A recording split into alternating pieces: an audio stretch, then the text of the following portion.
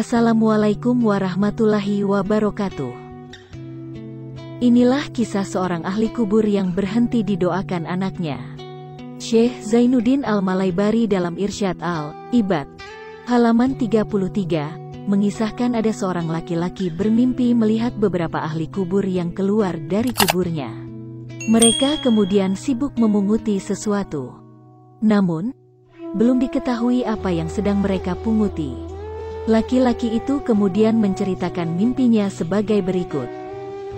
Aku sempat heran melihat pemandangan itu. Belum usai keherananku, terlihat ada seorang ahli kubur yang tengah duduk dan tidak ikut memunguti sesuatu bersama mereka. Aku coba menghampirinya dan bertanya, apa yang sedang dipunguti mereka? Ahli kubur yang duduk tadi menjawab, kebaikan yang berasal dari bacaan Al-Quran, sedekah, dan doa yang dihadiahkan kaum muslimin untuk mereka. Aku kembali bertanya, lantas mengapa engkau tak ikut memungutinya? Dijawabnya, aku sudah cukup.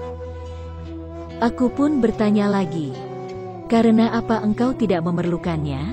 Dijawab oleh ahli kubur tersebut, dengan khatam Al-Quran yang dilakukan dan dihadiahkan oleh anakku setiap hari. Anakku ada di pasar ini dan berjualan zalabiyah atau sejenis makanan ringan berbahan tepung dan telur. Keesokan paginya, setelah terbangun, aku langsung pergi ke pasar yang disebutkan ahli kubur dalam mimpi semalam. Benar saja di sana ada seorang anak muda yang berdagang zalabiyah, sedangkan kedua bibirnya tak pernah henti berucap. Aku pun menanyakannya, mengapa engkau tak henti menggerakkan kedua bibirmu? Si anak muda menjawab, aku sedang membaca Al-Quran lalu menghadiahkannya kepada ayahku yang sudah di alam kubur. Beberapa waktu kemudian, aku bermimpi melihat beberapa ahli kubur keluar lagi dari kuburnya, seperti pada mimpi sebelumnya. Namun, yang membuatku heran kali ini adalah ahli kubur yang semula tak ikut memunguti sesuatu, kini turut memungutinya bersama ahli kubur yang lain. Makanya begitu terbangun, aku segera pergi lagi ke pasar guna mengetahui kabar si anak muda yang biasa berdagang zalabiyah sambil membaca Al-Quran itu. Dan ternyata, sekarang ia sudah meninggal. Dari sepenggal kisah di atas, dapat ditarik beberapa pelajaran. Yang pertama, kebaikan yang dihadiahkan kaum muslimin kepada ahli kubur, baik berupa bacaan Al-Quran, doa, ataupun sedekah, terbukti sampai kepada mereka. Yang kedua, demikian pula kebaikan yang dihadiahkan seorang anak kepada orang tuanya yang sudah meninggal. Contohnya bacaan Al-Quran si anak muda dalam kisah di atas. Yang ketiga, hadiah kebaikan dari seorang anak, kerabat, atau siapa saja kepada orang yang telah meninggal cukup meringankan kesulitan orang yang telah meninggal tersebut. Benar apa yang dikatakan Rasulullah Shallallahu Alaihi Wasallam bahwa di antara kebaikan yang terus mengalir, walaupun seseorang telah meninggal adalah anak saleh yang selalu mendoakan. Berhenti yang mendoakan, maka berhenti pula aliran kebaikan itu, sebagaimana berhentinya kebaikan si anak muda yang membaca Al-Quran, karena dirinya meninggal. Wallahu a'lam. Nah, pertanyaannya begini, tahukah sang ahli kubur ketika ia didoakan dan diziarahi oleh sanak keluarga dan kerabatnya? Yuk kita simak penjelasannya. Kematian adalah hal pasti yang akan dialami oleh manusia manapun yang ada di bumi. Kematian juga menjadi hal yang paling menyedihkan ketika dikaitkan dengan sebuah perpisahan, baik perpisahan antara suami dan istri, anak dan orang tua, bahkan peliharaan dan majikan.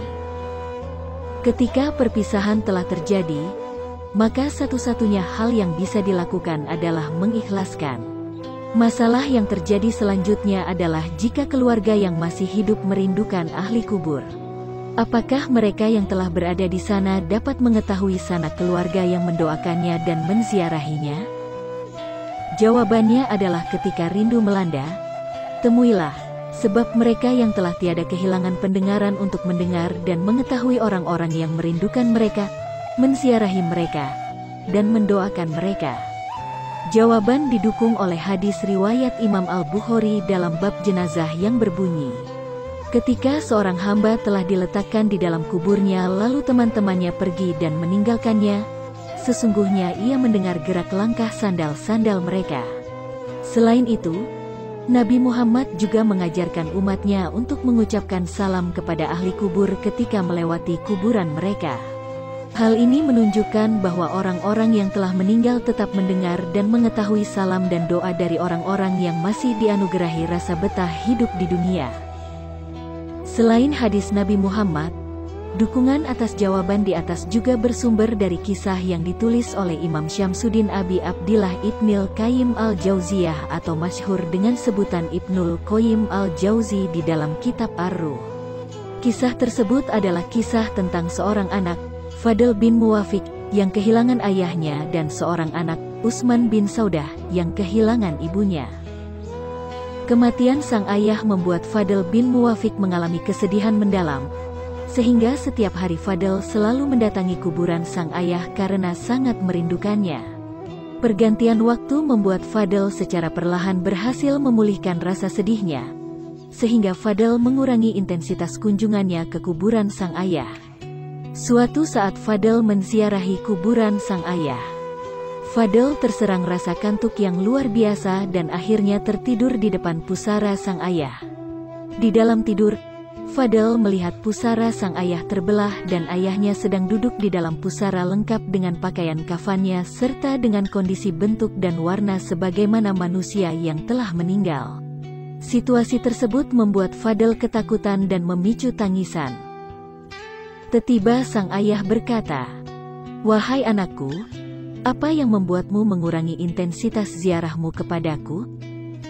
Fadl menjawab pertanyaan ayahnya dengan tubuh merinding dan berkata, "Apakah ayah mengetahui kedatanganku di pusara ayah? Setiap alpamu dari kunjunganmu, ayah mengetahuinya. Kebahagiaan ayah di alam kubur adalah ketika engkau datang menziarahi ayah dan tidak hanya ayah yang bahagia, tetapi ahli-ahli kubur di sekitar ayah juga bahagia karena mendapatkan sepercik kebahagiaan dari doa dan salammu," ungkap sang ayah. Sejak saat itu Fadl kembali meningkatkan intensitas kunjungannya ke pusara ayahnya. Kisah lainnya bercerita tentang Utsman bin Saudah yang kehilangan ibunya. Ibu Utsman adalah perempuan yang sangat rajin beribadah. Setiap hari sang ibu selalu mengangkat kepalanya ke langit dan berdoa, "Wahai Zat yang hanya kepadanya aku menggantungkan hidup dan matiku, janganlah berikan aku kematian yang hina dan buruk." Ketika sang ibu telah meninggal, Utsman menziarahi pusaranya setiap hari Jumat untuk mendoakannya dan memintakan ampun untuknya dan ahli-ahli kubur lainnya. Suatu malam setelah menziarahi sang ibu, Utsman bertemu dengan sang ibu di dalam mimpi. Terjadilah dialog antara Utsman dan sang ibu yang telah meninggal. "Wahai ibu, bagaimana kondisi ibu di sana?" tanya Utsman. "Ketahuilah anakku, kematian adalah urusan yang sangat menyulitkan. Namun sebab anugerah Allah, ibu diletakkan di barzak yang sangat mulia dan lengkap dengan roihan serta nikmat-nikmat yang lain," jawab sang ibu. "Apakah ibu ada hajat kepadaku?" tanya Utsman lagi. "Tentu. Jangan pernah berhenti untuk menziarahi ibu dan mendoakan ibu. Sesungguhnya ibu sangat bahagia sebab kedatanganmu di hari Jumat. Setiap engkau datang, selalu ada suara yang mengabari ibu bahwa anak ibu telah mendoakan ibu. Hal itu membuat ibu dan ahli-ahli kubur di sekeliling ibu sangat berbahagia," ungkap sang ibu. Wallahu a'lam.